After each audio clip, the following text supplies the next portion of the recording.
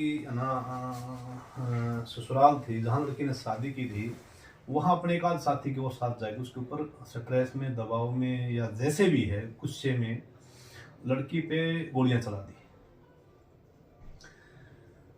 यहाँ तक बहुत ज़्यादा गलत किया उन्होंने कानूनन भी। और है ना, हम आज की इस परिवेश में जब देखते हैं तो इस तरह की घटनाएं गलत हैं। कानून जिस चीज़ को मान्यता देता है तो कानून को हाथ में लेना बड़ा गलत था। उसने बहुत गलत किया लड़की के पिता ने। पर चलो, ये समाज है, इस समाज मजबूर कर देता है तो जैसे तैसे हो गया। यहाँ तक चीज़ें ठीक थी। अब क्या हुआ, पुलिस ने उनके घरों पर रेड करनी शुरू कर दी। जो एक्यूज थे उनके महिलाओं को उठा लिया, बूढ़े बुजुर्गों को उठा लिया, जवान लड़कियों को भी उठा लिया। 2-3 दिन बहुत ज़्यादा परेशान किया एक्यूज को पकड़ने के लिए।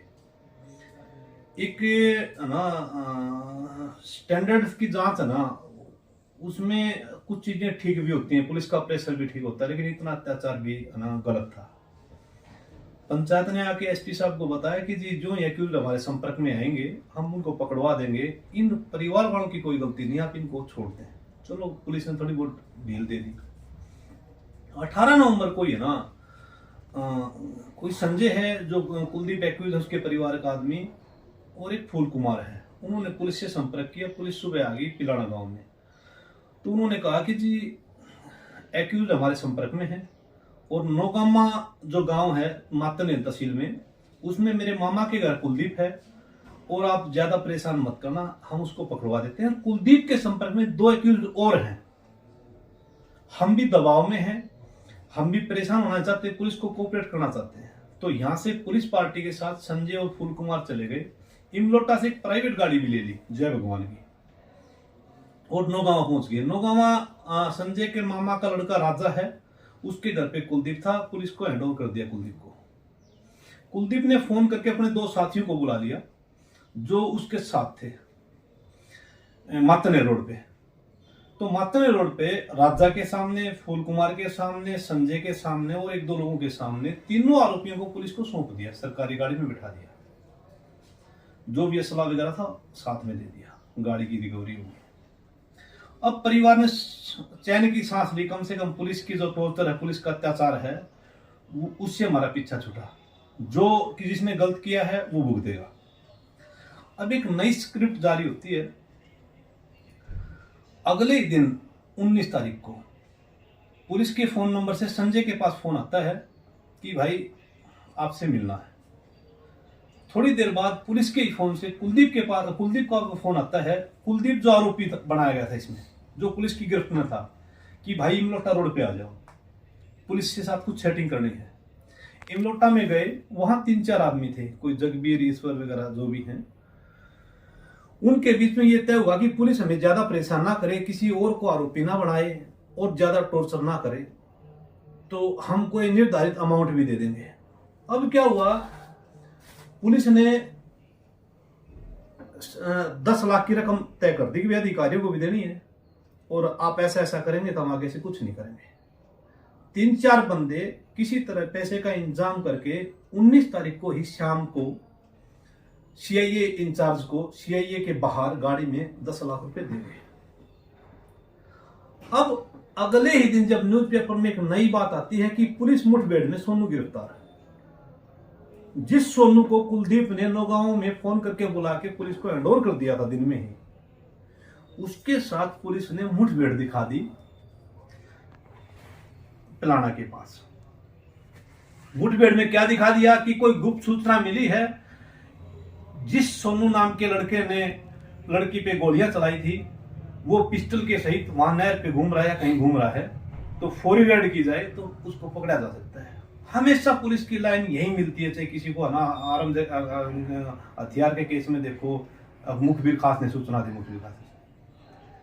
मामला क्या था, सीआईए में से सोनू को निकाल के ले गए हैं सभी आरोपियों के बीच में से रात को, और पुलिस ने वाह लूटने के लिए, इनके पास वो कोई काम नहीं था, वाह लूटने के लिए, झूठा ड्रामा करने के लिए काफी लोगों ने मिली भगत करके।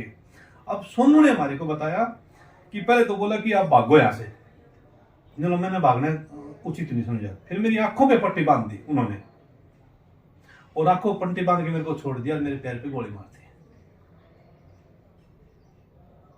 अब यहाँ देखने वाली बात यह है, कुलदीप ने जो अपराध किया वो सरासर गलत था। उसकी जांच है ना, अच्छी जांच होनी चाहिए थी, उसको मैक्सिमम सजा मिलनी चाहिए। अगर उसने अपराध किया है तो कोर्ट उसको सजा देता।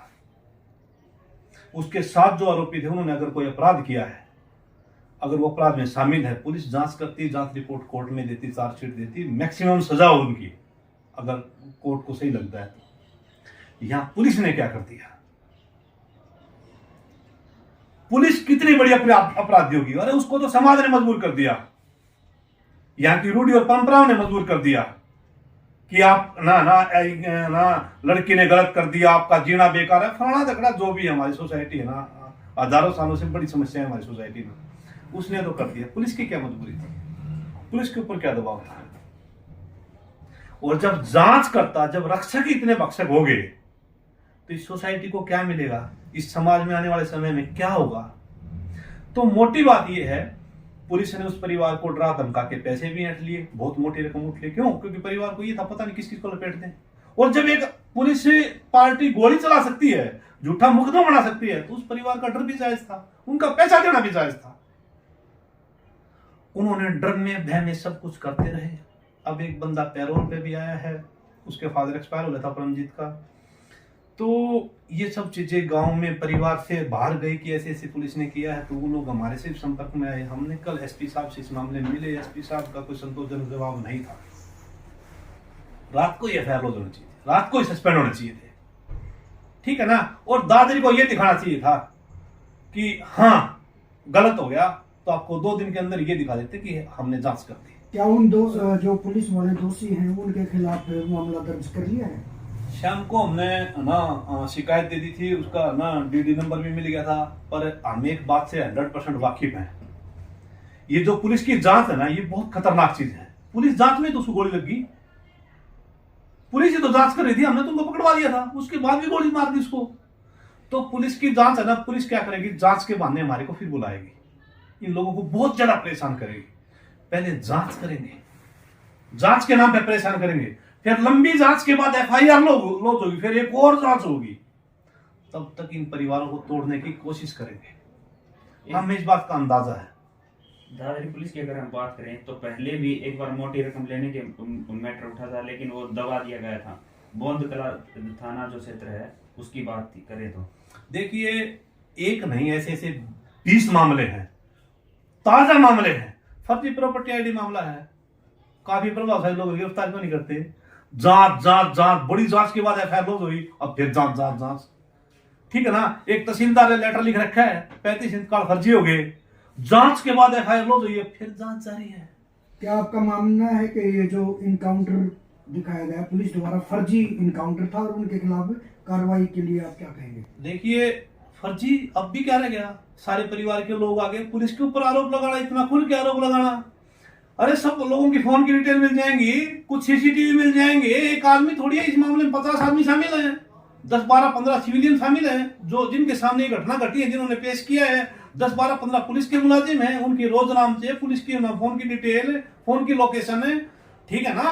100% झूठा मामला है। और पुलिस इस जांच के बहाने हमारे को तंग करेगी, इन परिवारों को तंग करेगी, ठीक है ना। बहुत ही ज्यादा घटियापन है। अंग्रेजों की पुलिस बहुत अच्छी थी, अंग्रेजों की न्याय व्यवस्था बहुत अच्छी थी, और वर्तमान में जो है ना पुलिस का अत्याचार है ना, वो इस समाज के लिए बहुत ज्यादा खतरनाक है।